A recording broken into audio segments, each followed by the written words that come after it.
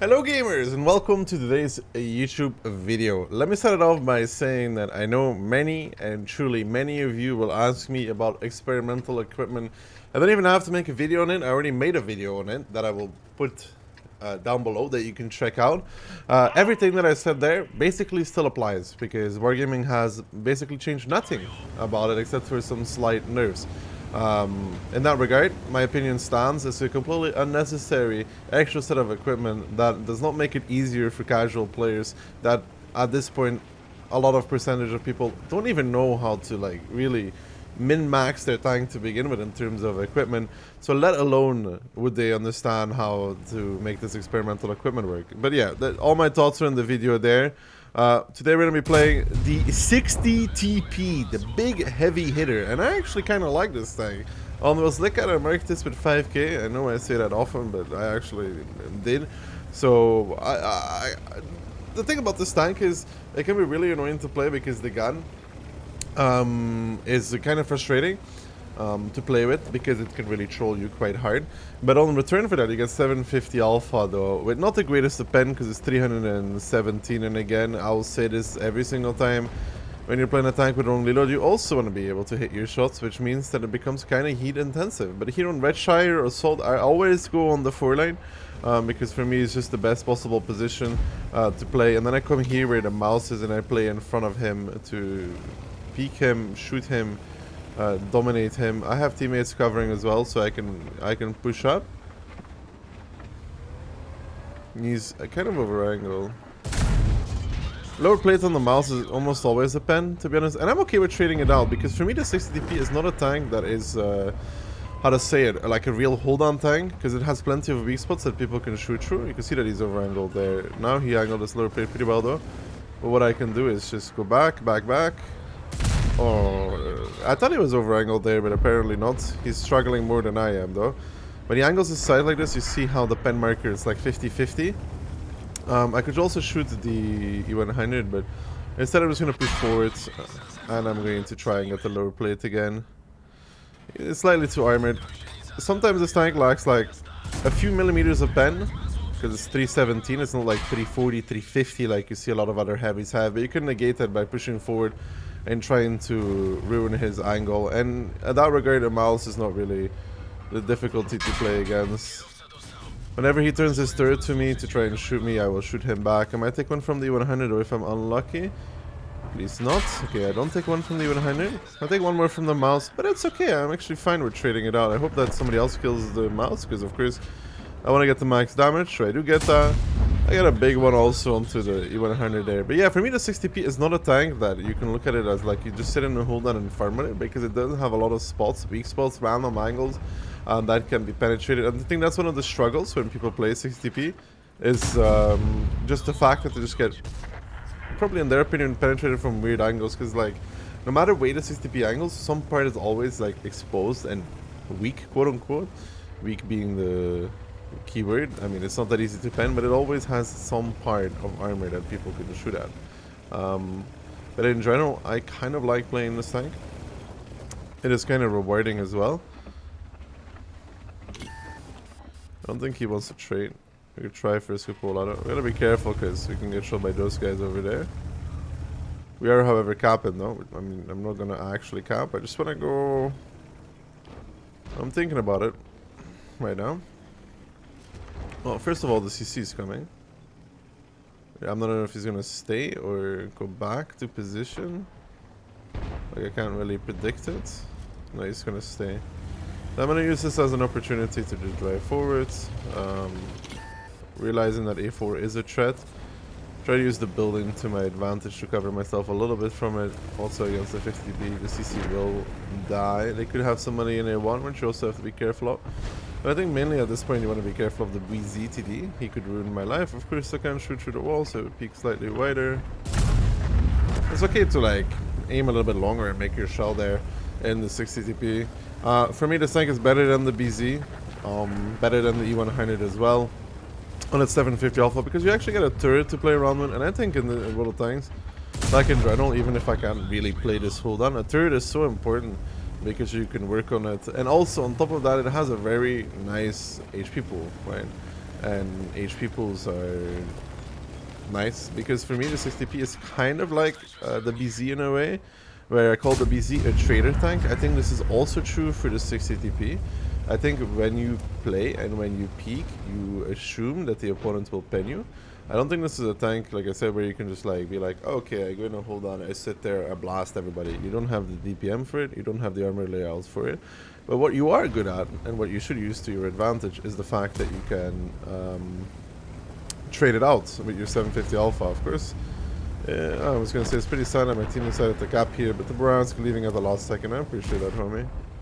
I appreciate that. I got a mission to do here, which is called more damage, but that's a mission as well, just a personal mission. So I made a run against the VZ here, which is good. I mean, you get a nice 7k battle out of that. They are still gonna cap though, which is again unfortunate to say the least, because I would have liked to do, you know, an extra shot of damage. But a 7.2 battle to start with, I'll take it. In general, retry result in this MM, if it's not filter 10, it's just a joy to play for a tank like this, because you can actually push up close range, farm, annihilate. I always end up kind of on the 4 line. If it was a filter 10 game, I might try to cross the K line, but in general, I always go 4 line.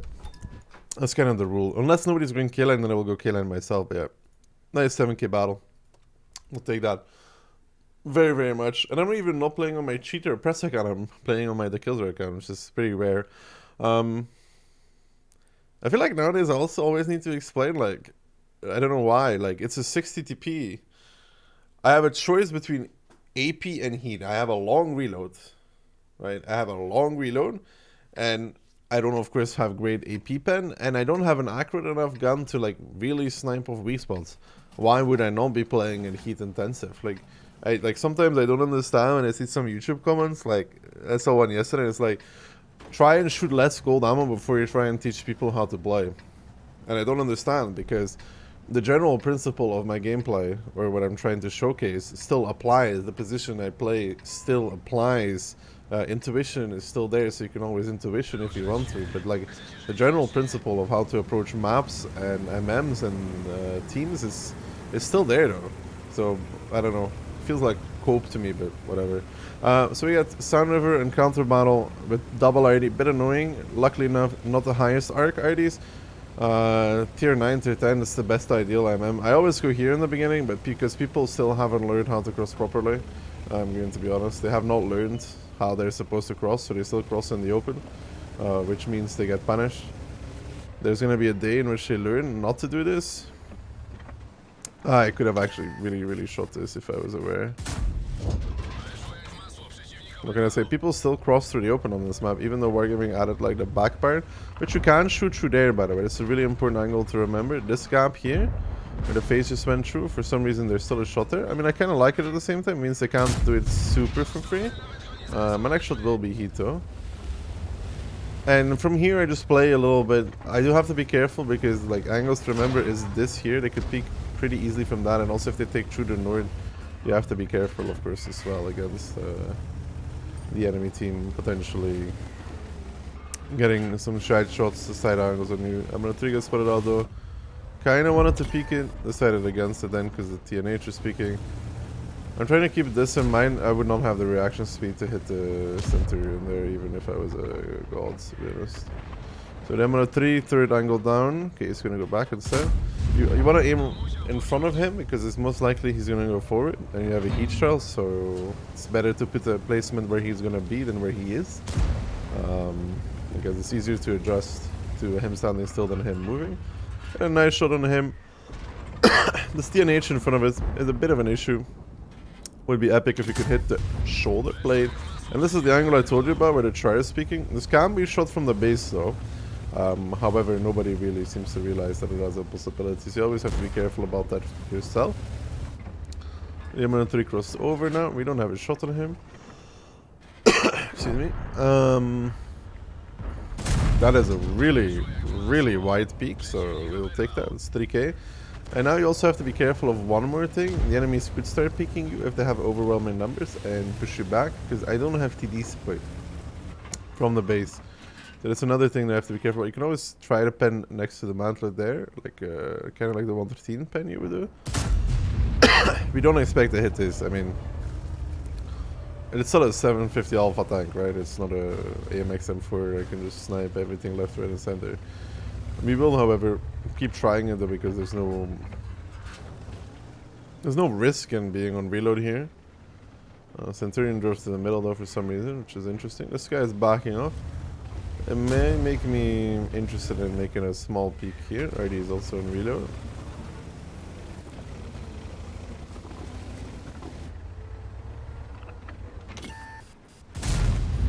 And a nice spin against E75. The TNH made re-peek here. E75 I don't think is fast enough to peek this. If this is going to be a good trade, we'll see. He gives us one. He might, if it gives us the second one, it wasn't worth it. It wasn't worth it. We're just trying to snap it. I actually hit a scupola with that snap. Like, I mean, I didn't pen it, but I hit it. So. But now the face is coming up as well. The try for tour on the outside. This is the angle that I told you about. I hope the... Nice, well done. For the face, I like aiming at the mantlet instead. The straight on the E75 was the very opposite of words. And that is an angle that you also have to, of course, be careful about. He's shooting heat, so he's going to pen most of his shots. I just want to lower myself down here, get into a safer position. This, however, not ID safe though, just something to remember. Try to hit the snap, not connecting. Our trade there was awful, if you want to be very honest about it. It was very not good. However, my team might start winning the north, although that's also kind of unlikely at this moment in time. I mean, maybe if the CC pushes up, but I don't think that's going to happen. So I want to stay unspotted for a little bit here. I made a very bad trade in essence. And I cannot really go up here either. Sometimes I climb this because but the T30 is still there. However, I can maybe shoot the T30 if I do go slightly up, which is another thing to keep into mind. With a bit of luck. Yes, he might reverse behind the rock, which is right there. You never know. And this again. You never know. If he gets respotted, that is like the most epic thing that could happen if he gets respotted in a C30. Alright, I don't think that's going to be happening either. We'll put another blind there. We'll make it an AP blind though.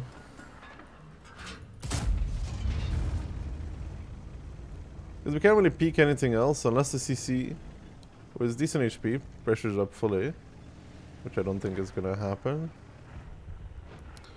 The phase is still on the balcony.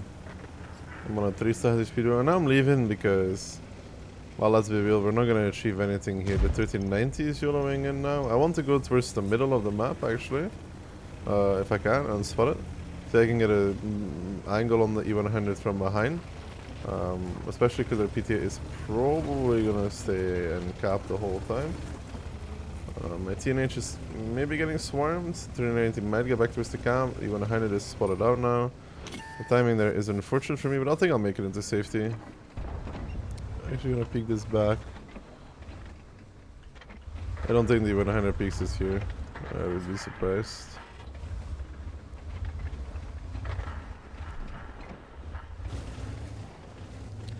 Apparently we're down 4k HP. So.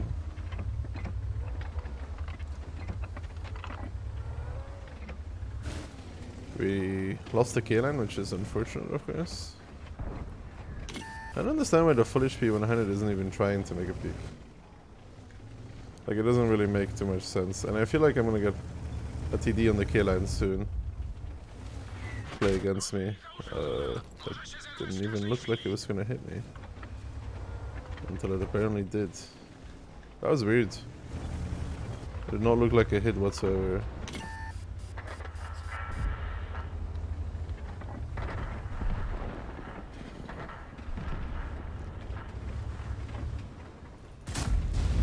You never know, the pixel shot hits.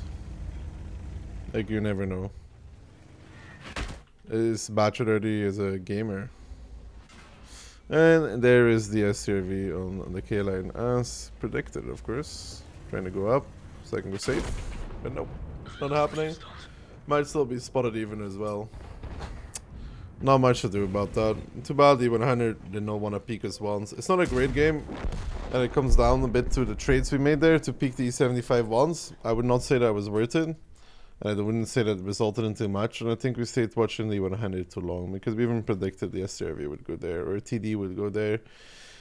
which would be annoying to deal with. So a bit of throws there from my part, to be honest, because if I went into the middle, I'd probably do maybe one, maybe two more shots of damage. But when I went back to the middle also, I didn't see that my mediums were low HP, which is another thing, right? I didn't see, I don't know what was there. It was like a TVP and something else, and they were both low HP, resulting into, well, my death.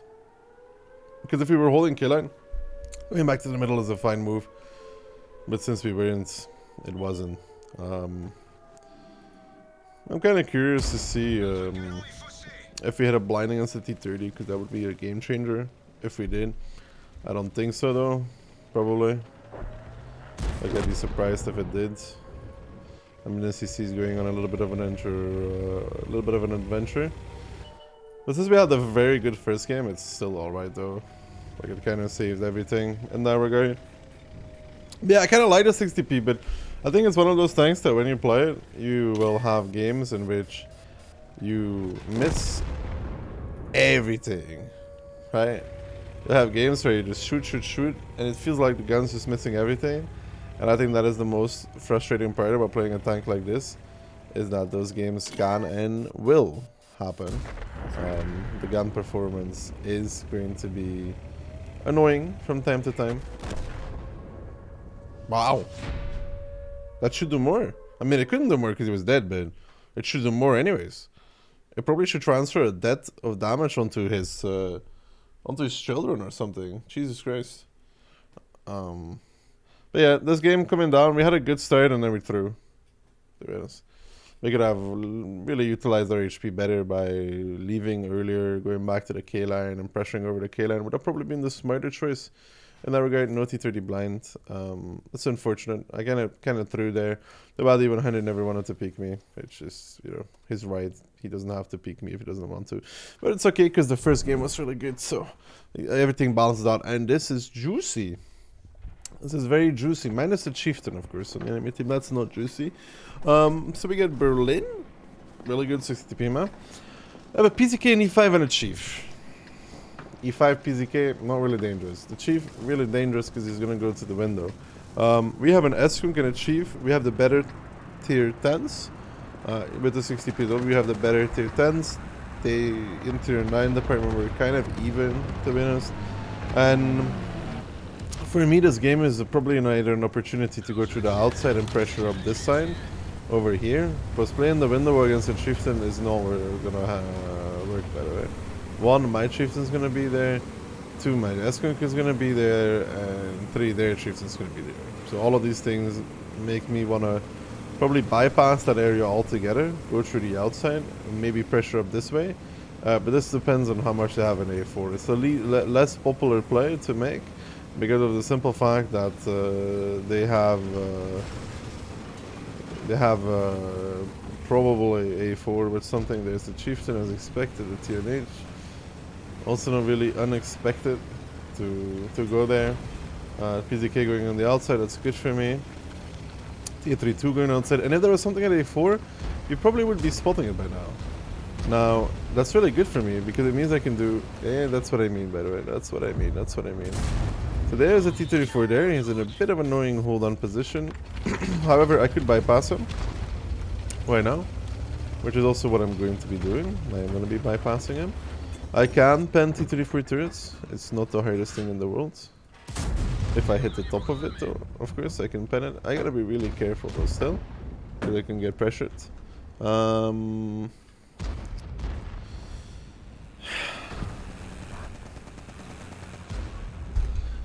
was another live food delivery. Oh, that's good thing, though. Epic. Missing that one. Bit unfortunate again, but I'll take it. I mean, I'm gonna pen him at some point, though. Like I said, boys, I pay the bills at home, but I get food in return. It's a win situation for everybody.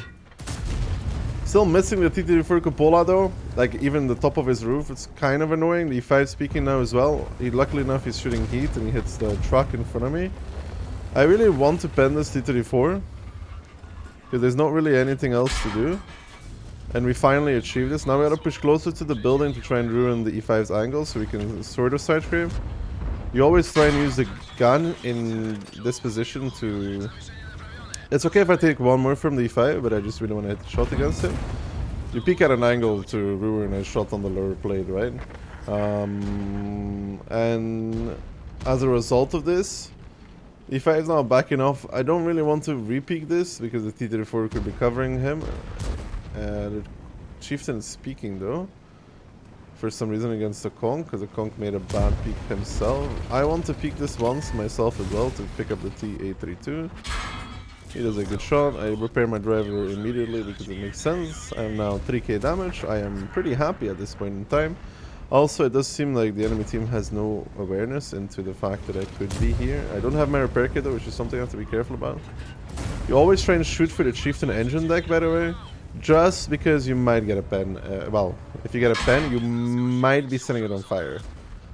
Chieftain engines are, in general, pretty notorious for getting set on fire. This man's going to side scrape though. And I am going to absolutely dumpster him straight through the cupola. That's unfortunate. He's probably very angry. He just got outplayed by a 60 TP. But such is life. And he will have to accept the L and live with it. Can't really pressure up against the T-34 still, even though I want to. I might just go back towards it though. That's fine. I could have holding angle against the PZK and probably killed him because for some reason he's side screen. Is that another thing? Now let's look at the T-34 again. Ah, we do get it this time though. Compensation for earlier. So we outplayed the T-34 because we're a dirty gold spamming little boy. Now we have 5k. I'm gonna pressure the E5 probably at this area on time. This is one of my failures still that I sometimes make, and that is that I'm peeking before I'm reloaded. And holy in general, peeking before you're reloaded is just a shit play, because you don't even really have time to retaliate and hit the shot against him. Now the E5 is probably going to kill the E75, which means I actually have to peek him. And hopefully he bounces. Yeah, he doesn't bounce though, unfortunate. That was a bit my failure because I bounced one against the... the E5 because, you know, I'm a Papega, to be honest. That is kind of my failure. I want to see how much speed I have left in the start. Not that much, and my team is likely going to take a lot more away from this before the game, before I would have even gotten there. Sadly though, there was a fully speed TVP coming in the nerds, which would have been a good farm for me, so I kind of threw this game by not banning the E5 once. I mean, that's kind of my failure there, but still, 5k time though. You know, 4k in the second game, 5.7 in the third game, where it could have been even more, to be honest, and 7.2 in the first battle. So, all in all, not too bad, not too shabby. We take those, we're happy with those, and I stand by that. I think that 60p is not a bad tank. Upsides of it, 750 alpha, fact you have a turret, gun depression. Downsides, if they can aim, they can pen. The lower heat pen, 317. And of course the randomness of the gun. In terms of equipment, I only use one setup on this tank. I use HP, stabs, and rammer. You could put turbo stabs, rammers if you want to. For really low tier MMs, like against tier 8s, to have that extra speed. But I prefer having hardening always. Then in terms of field mods, I have all-terrain suspension now, which I advise not to take anymore, because you can still get tracked in one shot with hardening. And then we take aiming circle size, which is pretty standard. Then we take the extra view range. Then we take the top forward speed. And here we usually just take the... well, I started taking the right one for less dispersion, because it only lowers the HP slightly. I wouldn't take the left one. I mean, they're all choices, actually. You could take right, you could take left, you could take nothing. It's kind of up to you. As always, gamers, I hope you guys enjoyed this video on the 60p. And I'll see you guys all on the very next one. Thank you guys for watching, and see you in the future. Peace, boys. Ciao, ciao.